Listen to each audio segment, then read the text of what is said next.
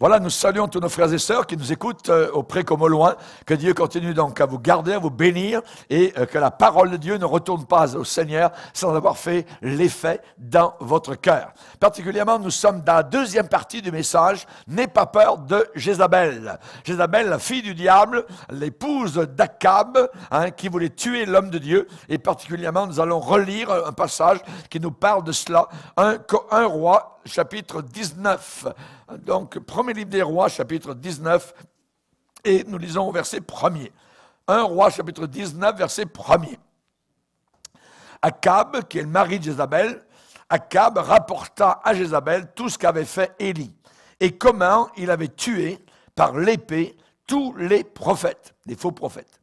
Jézabel envoya un messager à Élie pour lui dire que les dieux me traitent dans toute leur rigueur si demain à cette heure, je ne fais de ta vie ce que tu as fait de la vie de chacun d'eux. Élie, voyant cela, se leva et s'en alla pour sauver sa vie. Il arriva à Beersheba, qui appartient à Juda, et il y laissa son serviteur. Pour lui, il alla dans le désert, où, après une journée de marche, il s'assit sous un genêt et demanda la mort en disant « C'est assez. Maintenant, Éternel, prends mon âme, car je ne suis pas meilleur que mes pères. » Il se coucha et s'endormit sous un genêt. Et voici un ange le toucha et lui dit « Lève-toi, mange. » Il regarda, et il y avait à son chevet un gâteau cuit sur des pierres chauffées et une cruche d'eau. Il mangea et but, puis se recoucha. L'ange de l'Éternel vint une seconde fois, le toucha et dit, « Lève-toi, mange, car le chemin est trop long pour toi. » Il se leva, mangea et but. Et, avec la force que lui donna cette nourriture, il marcha 40 jours et 40 nuits jusqu'à la montagne de Dieu à Horeb. Amen. Seigneur, combien nos cœurs sont bénis par la lecture de ta parole, et nous prions que cette même parole puisse nous nourrir, qu'elle soit, Seigneur, chauffée sur le feu du Saint-Esprit, que nous puissions manger ce gâteau, que nous puissions boire à tes sources d'eau vive et marcher jusqu'au bout du sentier. Nous te le demandons au nom puissant de Jésus. Amen. Et tout le peuple dit Amen. Gloire à Dieu. On peut s'asseoir, frères et sœurs.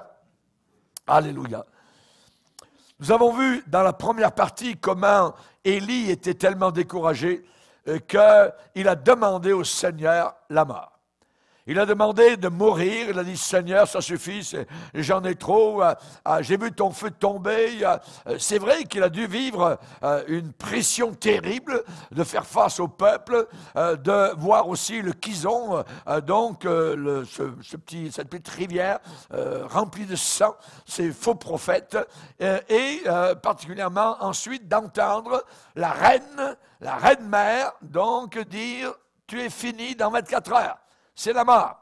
Et nous avons vu donc comment Satan menace, mais ce qu'il déclare, ce sont des mensonges.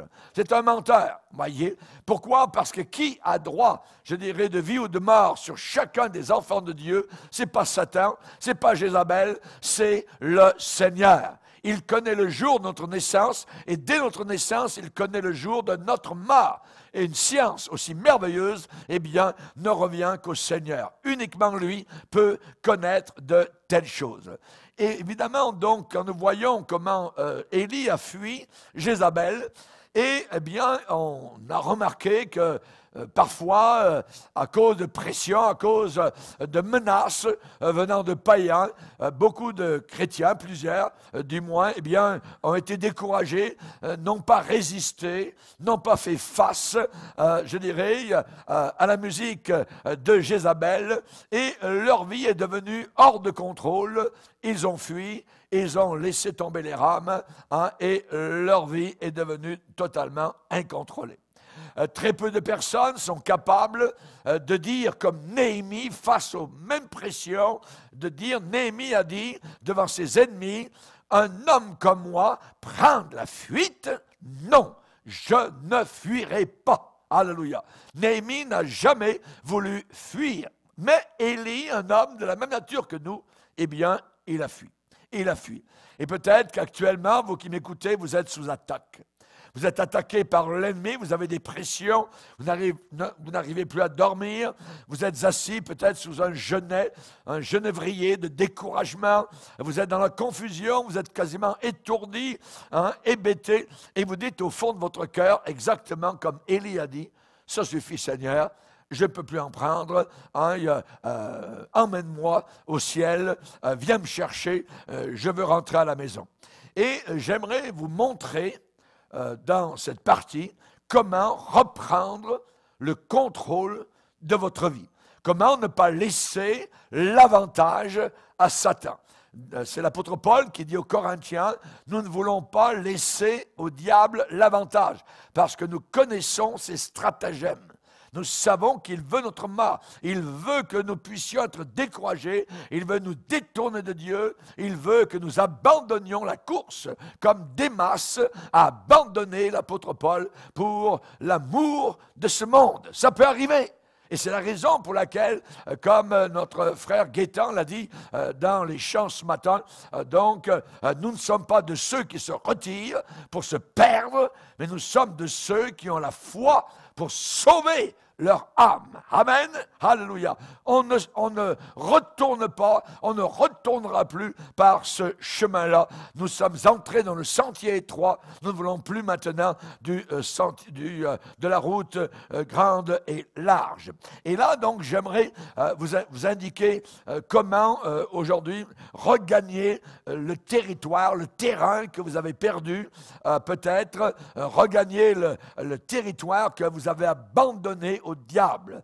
Et le Saint-Esprit m'a montré des choses très simples, m'a montré 3 choses à faire. Le Saint-Esprit a parlé à mon cœur et particulièrement, j'aimerais vous donner ces conseils-là. Que faire pour récupérer, donc regagner le terrain que vous avez perdu? Premièrement, se rappeler toujours que Dieu est avec toi. Dieu est avec toi. Dieu était avec Élie. Vous dites, pasteur, il m'attendait à quelque chose, un conseil profond. Non, c'est simple. La vie est simple. La vie avec Christ est simple. J'ai caché ces choses aux sages, aux intelligents. Je les ai montrées aux enfants. Et là, particulièrement, se rappeler, premièrement, que Dieu est avec vous. Et je dirais même, j'ajouterais, même dans votre fuite. Il est encore là. Quand Élie a fui Jézabel, Dieu était encore avec lui. Dieu était encore là. Et pendant chaque attaque de Satan, Dieu est là. Il est le Dieu Jéhovah Shammah, le Dieu présent, le Dieu qui ne s'en va pas. Il est là. Voyez, il a dit avant de remonter au ciel, je suis avec vous tous les jours. Tous les jours. Tous les jours, il est là. Il est présent. Si Dieu est pour nous, qui sera contre nous? Voyez? Et on voit que le Seigneur dit, je ne t'abandonnerai pas, je ne te délaisserai pas. Alors si Dieu a dit cela, nous, à notre tour, nous pouvons dire, que peut me faire un homme? Que peut me faire un homme? Si Dieu m'entoure, par-dessus, par-devant, par-derrière, amen, s'il est avec moi, s'il m'a ceinturé de sa grâce et de son amour, alors que peut me faire un homme? Donc, ne jamais oublier cela.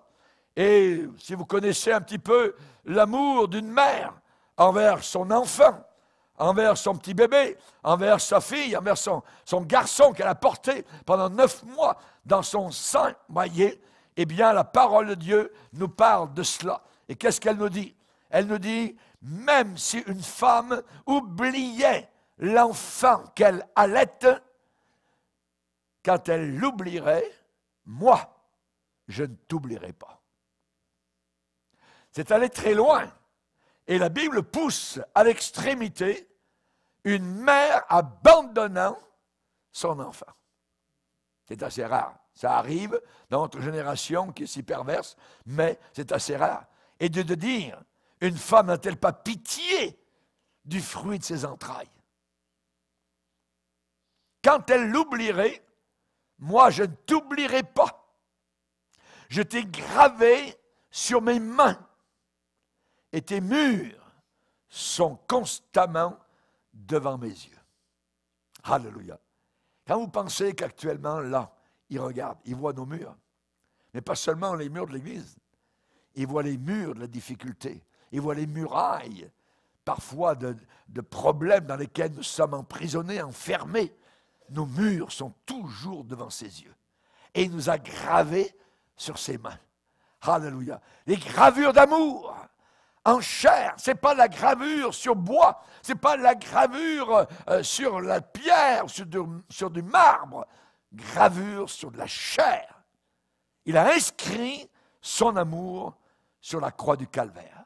N'oubliez jamais que Dieu est là avec toi. Il ne t'a pas oublié. N'écoute jamais le mensonge du diable. Dieu t'a abandonné, Dieu t'a lâché, regarde, non, il n'est plus avec toi. Regarde ce qui t'arrive. J'imagine que Satan a dû travailler sur Joseph. Quand Joseph a été vendu, quand ses frères le jalousaient tellement, quand ils haïssaient surtout, quand Joseph, le jeune Joseph à 17 ans, portait cette fameuse tunique multicolore. Ah, ça les enrageait.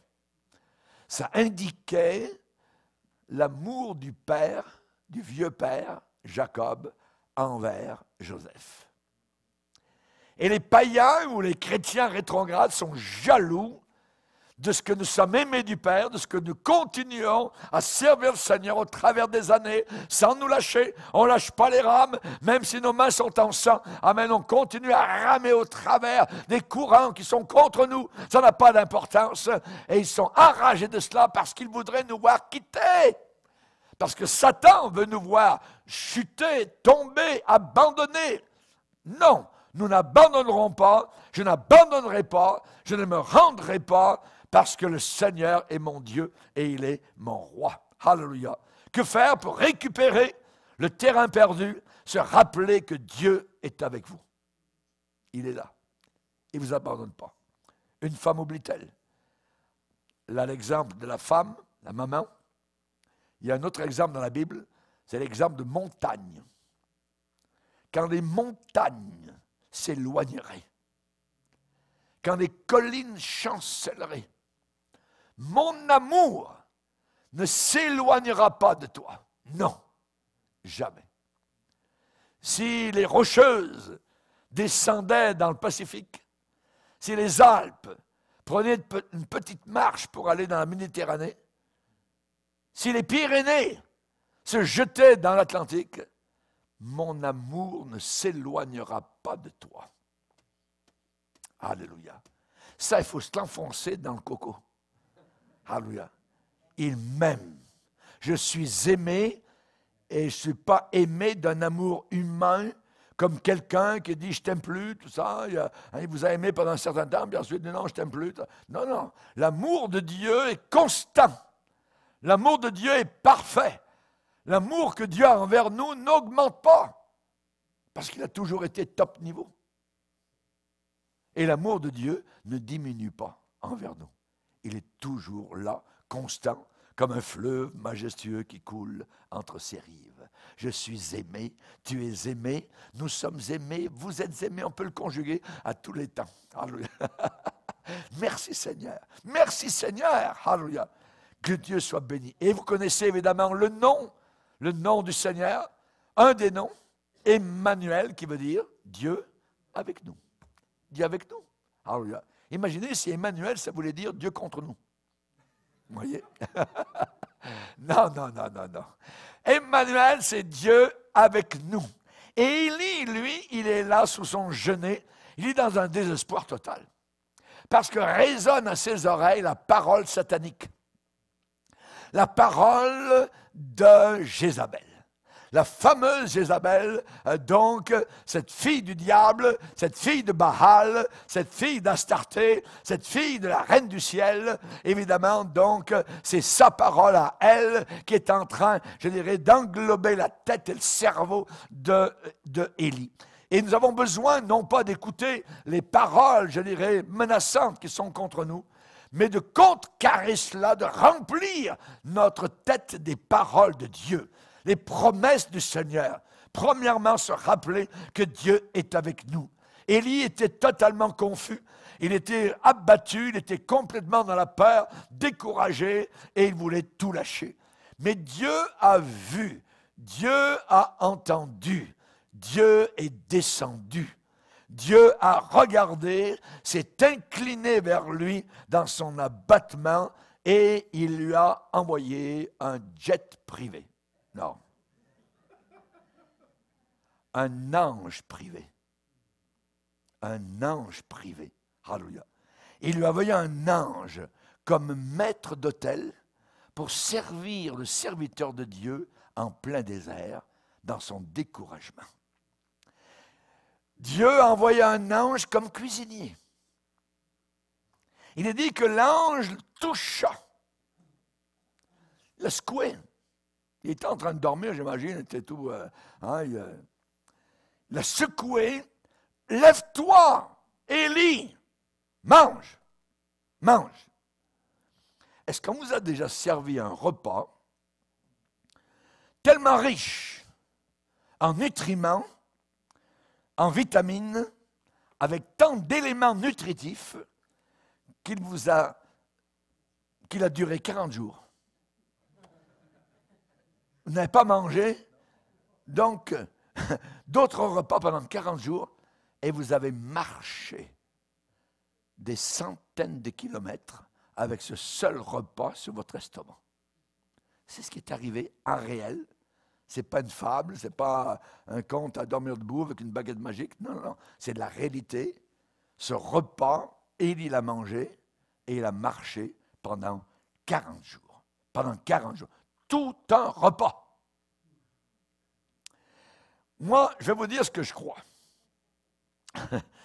C'est que Dieu a dit à l'ange, avant de l'envoyer vers Élie, il lui a dit, je vais t'envoyer vers Élie, c'est un homme découragé. C'est un homme qui me sert. Sois patient avec lui. Il est blessé. Il est confus. Il est découragé et il se pose plein de questions. Il veut mourir. Mais écoute bien, en réalité, il veut continuer à vivre. Il ressent qu'il est totalement inutile, qu'il n'est pas meilleur que ses pères, mais je l'aime encore et j'ai beaucoup de travail encore à faire avec lui dans mon royaume. Lui, il croit qu'il est à la fin de sa corde. Mais bientôt, je vais réveiller son esprit et en attendant, nourris-le bien. Prends-en bien soin, rafraîchis-le. Et s'il a envie de dormir encore, laisse-le dormir. Laisse-le dormir. Dis-lui que son voyage est trop long. Dis-lui que son chemin est trop long pour lui. Et ne pourra pas le faire sans manger la nourriture que je vais lui accorder. Merci Seigneur de ce que l'ange a dit exactement cela à Élie. Les anges sont des êtres merveilleux au service de ceux qui doivent hériter le salut. Et Dieu a envoyé cet ange-là en plein désert, plus bas que Beersheba, au sud d'Israël. J'aimerais vous dire aussi que le voyage pour nous est trop long. C'est un voyage très long pour nous tous. Et on ne pourra pas y arriver, mais Dieu nous a laissé un pain merveilleux, que dis-je, un gâteau cuit sur des pierres brûlantes. Alléluia, gloire au Seigneur. Et quand vous y goûtez, vous dites, j'en veux encore. Alléluia. C'est trop merveilleux. Alléluia. On ne pourra jamais y arriver. Dieu nous a laissé sa parole. Je dirais, c'est bien mieux que n'importe quel ange. Dieu dit quoi? Il dit, va vers ma parole. Tu trouveras toute la force dont tu as besoin pour passer au travers de cette épreuve. Moi et mon épouse, nous avons passé, il y a 25 ans, une grande épreuve. J'aimerais vous dire la manière avec laquelle j'ai passé par cette épreuve. Je me suis plongé dans l'étude personnelle de la première épître de Pierre. Dans tout ce temps-là, dans toutes ces semaines-là, ces mois-là, je suis passé dans la première épître de Pierre et j'ai passé comme, je dirais, un couteau dans le beurre. Ça a été merveilleux. Ça a été glorieux. Parce que j'ai mangé cette nourriture. Alléluia. Cette nourriture est un gâteau. Et là, plus que cela, il y avait une cruche d'eau qui était au pied, au chevet d'Élie. Et l'ange a dit, mange et bois. Bois de la cruche d'eau. Qu'est-ce que Jésus a dit? Je suis le pain de vie. Celui qui vient à moi n'aura jamais faim. Ce que j'aime, c'est jamais. Jamais faim. Imaginez. Et celui qui croit en moi n'aura jamais, jamais, jamais soif. Toujours renouvelé, toujours désaltéré, toujours rafraîchi, toujours rempli, toujours rassasié par ce gâteau que nous avons. Alléluia, gloire au Seigneur. Que Dieu soit glorifié. Et j'essaye de vous en donner une petite tranche à chaque réunion. Alléluia, merci Seigneur. Premièrement, se rappeler que Dieu est avec vous. Dieu est avec nous. C'est merveilleux. Ce n'est pas juste un sentiment, c'est une réalité. Deuxièmement, pour reprendre le contrôle, sortir d'un découragement morbide, il faut bien entendre. Bien entendre. Bien entendre quoi? Le murmure doux et léger de la voix du Seigneur. Le Seigneur peut parler par des tonnerres, par des volcans, par un tremblement de terre, par toutes sortes de choses. Mais il parle par des murmures doux et légers. Ça fait du bien. Ça fait du bien à nos oreilles d'entendre le murmure doux et léger. Lisez avec moi dans le premier livre des Rois, chapitre 19. Premier Roi, chapitre 19.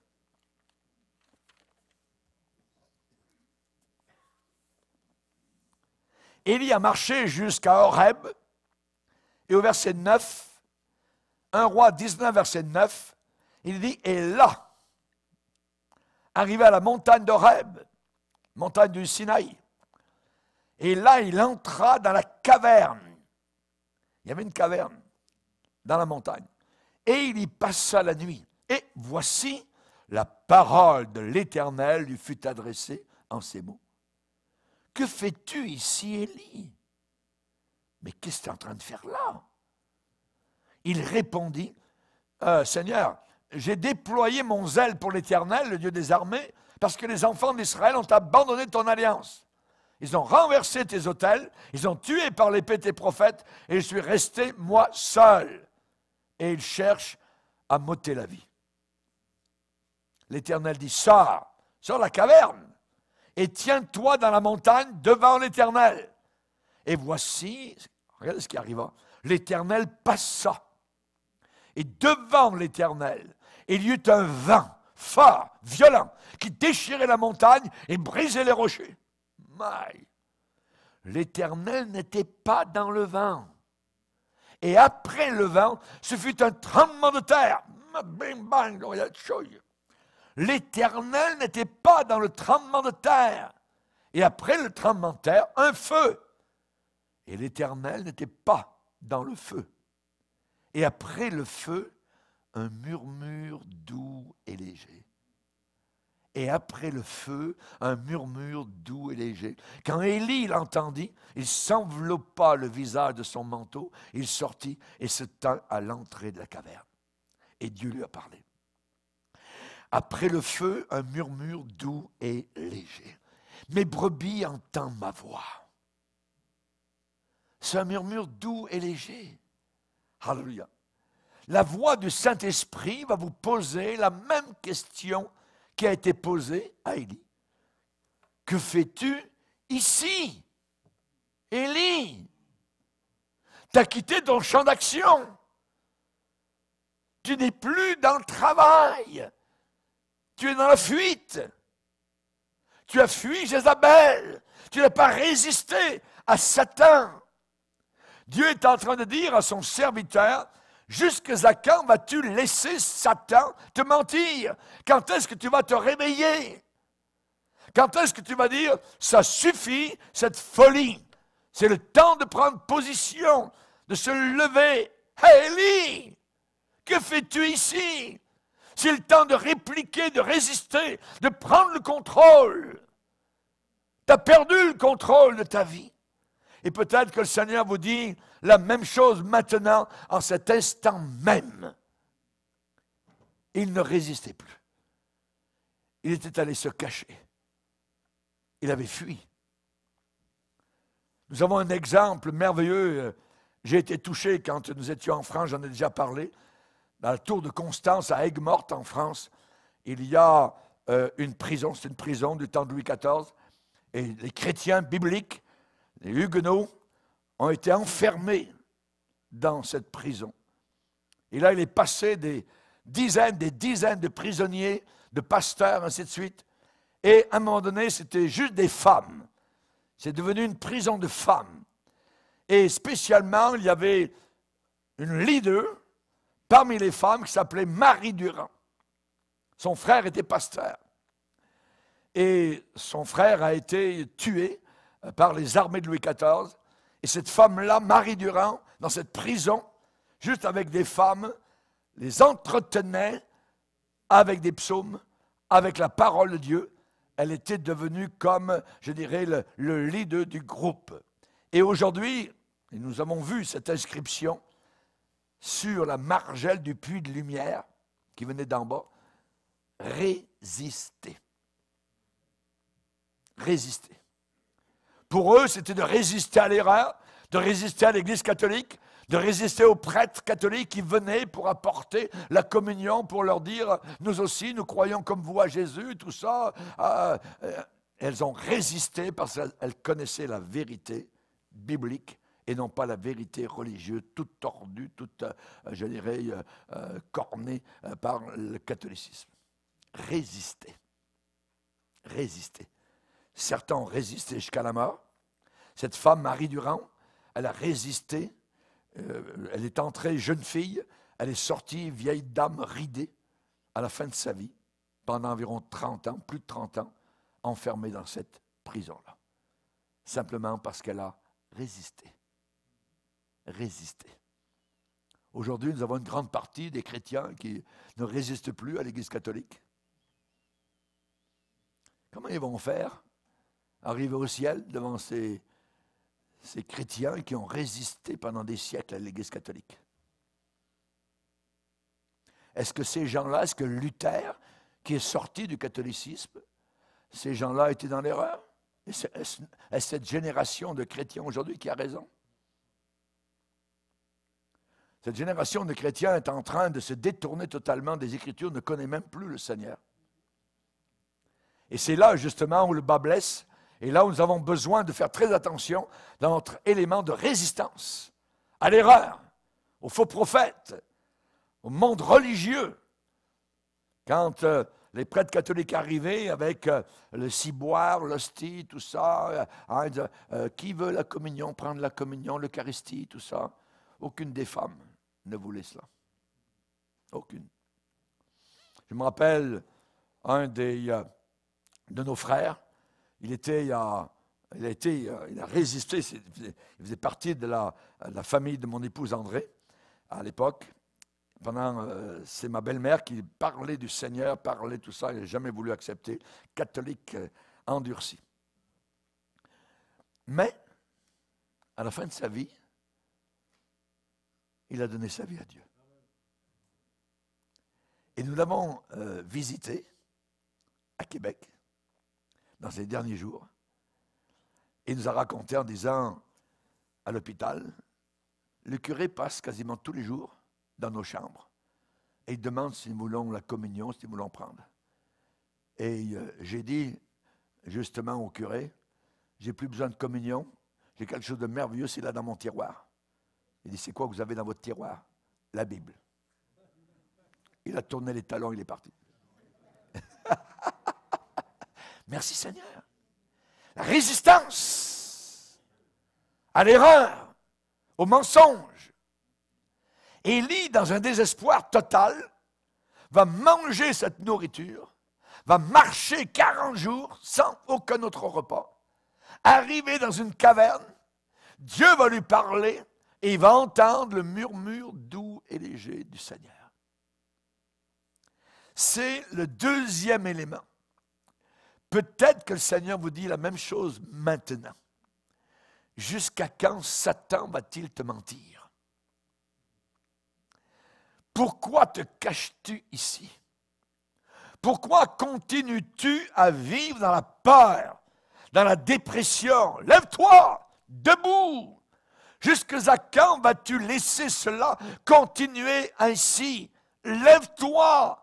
Tu n'as pas besoin du tout d'avoir peur. Je ne t'ai jamais délaissé et je ne t'ai jamais abandonné.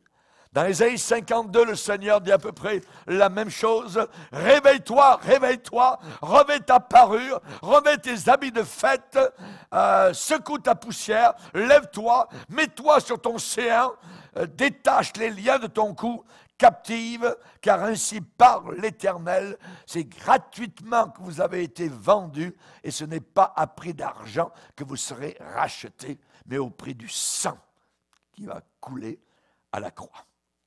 Lève-toi, réveille-toi, secoue la poussière.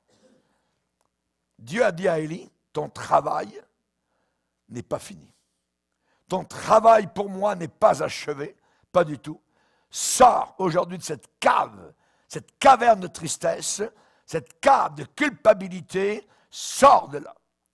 Comme Dieu a dit un jour à l'apôtre Jean, qui était à Patmos, peut-être qu'à un moment donné, il pensait que ça avait été terminé, que là, il allait mourir sur cette île de la mort avec les Romains, donc avec les rebuts du gouvernement romain.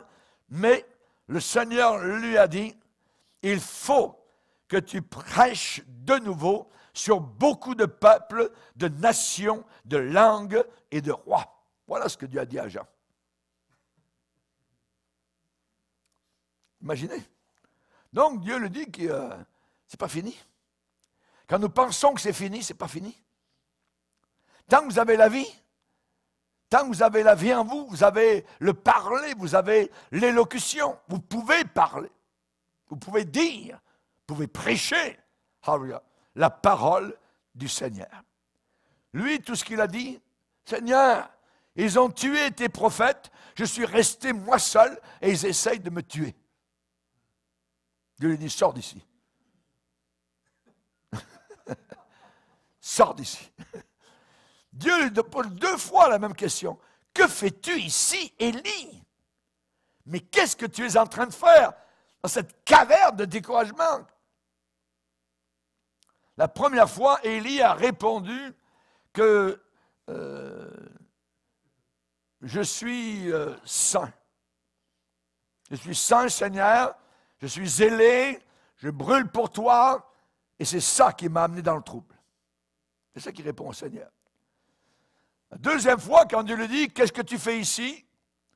Dieu lui pose la même question, Parce que Élie n'a pas dit la vérité la première fois. Et Dieu lui repose la même question. Dieu cherchait plus profondément à faire sortir d'Élie ce qui était caché au fond de son cœur. Dieu cherchait ce qui était dans le creux de son cœur. La véritable raison pourquoi son âme était par terre, son âme était découragée et il était dans la confusion. C'était vraiment ça. Élie est en train de dire la première fois, « Seigneur, pourquoi tu laisses le diable m'attaquer et enlever ma joie? » C'est ça qu'il lui dit. « Pourquoi tu laisses le diable me harasser et placer la peur en moi? Je ne mérite pas un tel traitement, Seigneur. Je t'ai servi de tout mon cœur. J'ai marché dans la sainteté, dans l'obéissance. J'ai fait tout ce que tu m'as demandé de faire. Mais malgré tout ça, après tout cela, toutes mes prières, toutes mes prédications, toute mon obéissance, j'ai fini avec la plus grande bataille de ma vie. Jézabel me veut mort. Seigneur, est-ce que c'est ça un peu qui décrit votre âme aujourd'hui? Vous avez essayé de faire tout votre possible pour faire la volonté de Dieu, pour faire l'œuvre de Dieu. Vous vous êtes donné corps et âme de tout votre cœur, de toute votre énergie. Et cependant, vous êtes tombé sous une attaque du diable contre vous.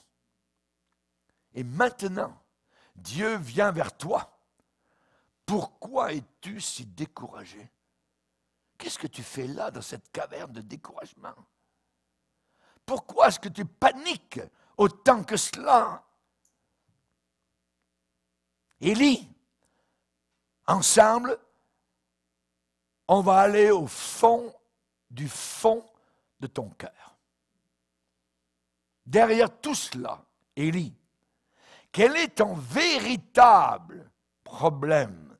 Ce qui est vraiment dans ton cœur. Seigneur, je ne mérite pas ce que je vis. Je ne mérite pas cette attaque de l'ennemi. Alors que j'essaie de te plaire, de t'être agréable. Peut-être que vous aussi, vous avez déversé votre cœur de cette manière devant le Seigneur. Qu'est-ce qui m'arrive, Seigneur? Pourquoi je suis attaqué comme cela? Je te sers, je t'aime, j'essaie de me sanctifier, de marcher plus près de toi, et voilà, paf, paf, ping, bong. Mais est-ce que vous lui avez dit le reste qui est là, au fond de votre cœur? Élie a dit d'une certaine manière au Seigneur, « Seigneur, je vais te dire maintenant la vraie chose. Je suis fatigué de toutes tes leçons. Je ne veux plus rien apprendre de plus. Je suis ici uniquement pour faire ta volonté, pour gagner des victoires pour toi, pour sauver des âmes. Laisse-moi simplement faire cela, puis ensuite emmène-moi à la maison. Emmène-moi à la maison, vers ta gloire. » C'est là qu'était tout le problème. Fatigué d'apprendre les voies de Dieu. Quand on ne veut plus apprendre, quand on pense qu'on sait pas mal tout, la Bible dit que Dieu a manifesté ses voies, les voies de Dieu à Moïse. Et il a manifesté uniquement ses œuvres aux enfants d'Israël. Ce verset est très important. Ça veut dire que Dieu a manifesté des choses visibles aux enfants d'Israël. La mer qui s'ouvre, le coup de bâton sur le rocher et des milliers de litres d'eau coulent frais en plein désert. La manne qui tombe tous les matins et qu'on va ramasser. Le peuple a vu les œuvres de Dieu. Mais Moïse a connu les voies de Dieu. C'est différent. Il est allé plus profondément dans la connaissance de son Dieu, les voies. Comment peut-il faire cela? Pourquoi agit-il comme cela? Il a cherché à comprendre. Alléluia. Et Dieu lui a manifesté ses voies. Nous, on est devant le Seigneur, on dit, Seigneur, est-ce qu'il existe un moment dans ma vie où je peux un peu relaxer, m'asseoir et savoir que Satan est vraiment vaincu et je suis arrivé? Est-ce que je peux avoir un moment dans ma vie pour vivre cela? Est-ce que mes combats vont finir un jour? Est-ce que ça va finir un jour? La réponse à cela, je vous la donne, non. Non. Non. Pourquoi? Parce que Dieu a un différent plan. Dieu a dit jusqu'à la fin, résistez au diable. Jusqu'à la fin. Ça veut dire que nous aurons des combats jusqu'au bout du chemin. Des batailles, des luttes. Jusqu'à la fin. Résistez et il fuira. Ce n'est pas vous qui allez fuir. C'est lui qui va fuir. C'est lui qui va fuir. Ah, Seigneur, ouais, je connais déjà ça, Seigneur. Il y a beaucoup de chrétiens qui pensent que résister au diable, c'est commencer à parler contre lui, des invectives, Satan, tout ça, puis t'es un sale, puis dada, puis... voyez? Vous pouvez essayer de crier tant que vous voulez contre le diable, essayer de lui faire peur, voyez, pour qu'il s'en aille. Aucun effet. Aucun effet. Mais Dieu parle de quelque chose de totalement différent ici. Et Dieu de dire, comment peux-tu apprendre à résister à Satan jusqu'au moment où je te le laisse venir à côté de toi? Je vais permettre à Satan de venir juste à côté de toi, en face de toi. Et il va venir devant toi en rugissant, en menaçant. Satan n'est pas le produit de ton imagination, c'est un vrai démon. Le diable, Satan, le serpent ancien, un être maléfique déguisé en ange de lumière. Et tu dois apprendre à t'opposer à lui. Ça s'apprend. Et pour que tu apprennes cela, il faut que je te le laisse venir juste à côté de toi. Élie, j'ai permis à Jézabel de te menacer et de dire qu'elle allait te couper la tête dans les 24 heures. Pour que tu apprennes comment Satan est méchant, comment Satan t'en veut, comment résister aussi à Satan et à ses mensonges. Vous savez, dans le monde, il y a des professionnels qui travaillent avec les serpents, donc pour le côté médical, médecine, tout cela. Ils saisissent les serpents et ceux qui savent comment soutirer, donc ouvrir la gueule des serpents, soutirer donc le poison des serpents à sonnette pour la médecine, eh bien, ils sont entraînés, ces gens-là.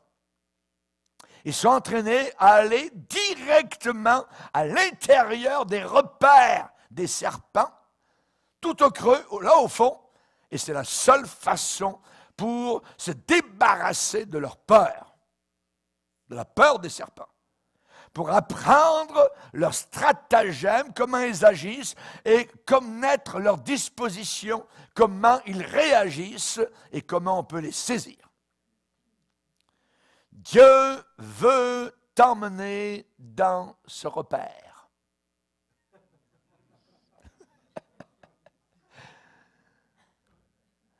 Dieu veut t'emmener dans ce repère pour que tu te tiennes face au diable, que vous entendiez ces mensonges habiles, rusés, ces rugissements pour apprendre à lui résister. Dieu veut vous enseigner à tenir ferme, à supporter les coups pour vous opposer tranquillement à tous les bavardages du diable, à toutes les paroles de mensonges qui sont vides et vaines, toutes ces ruses, apprendre à connaître cet ennemi. La Bible dit que l'archange, archange, c'est au-dessus des anges, archi-ange, l'archange Gabriel s'est opposé un jour à Satan.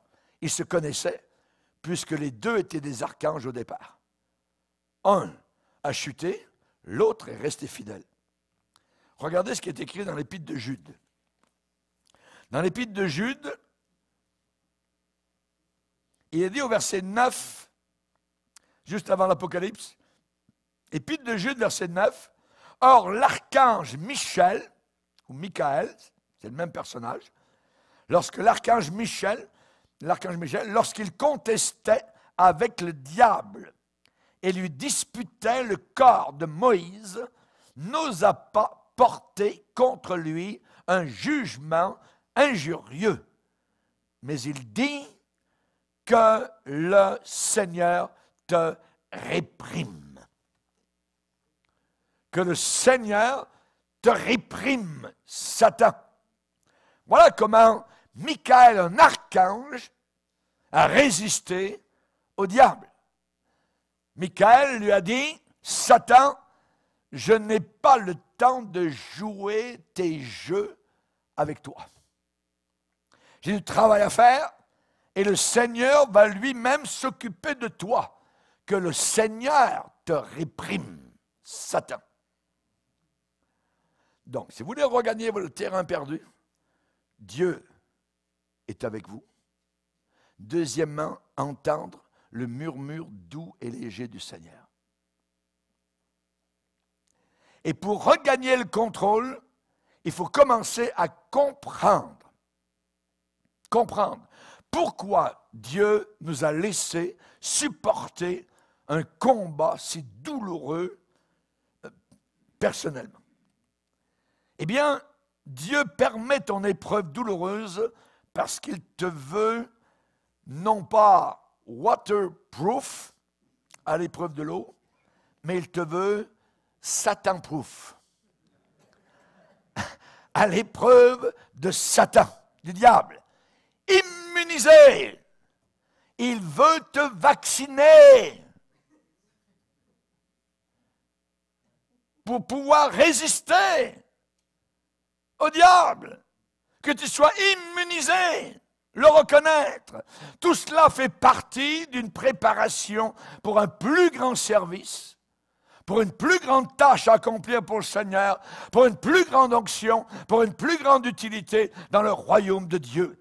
Et Dieu essaie de te fortifier contre les ruses du diable à tenir ferme. Et Dieu donc suscite des croyants, des croyantes qui ont déjà fait face au diable, qui ont été affermis, qui ont été fortifiés contre lui, qui connaissent ses ruses, qui connaissent ses stratagèmes, qui connaissent son déguisement d'ange de lumière et qui n'ont pas peur de lui. Amen. Dieu dit, quand tu comprendras pourquoi tu passes par cette épreuve, tu auras déjà repris tout le terrain que tu avais perdu. Et alors, tu seras de nouveau au contrôle par la puissance du Saint-Esprit.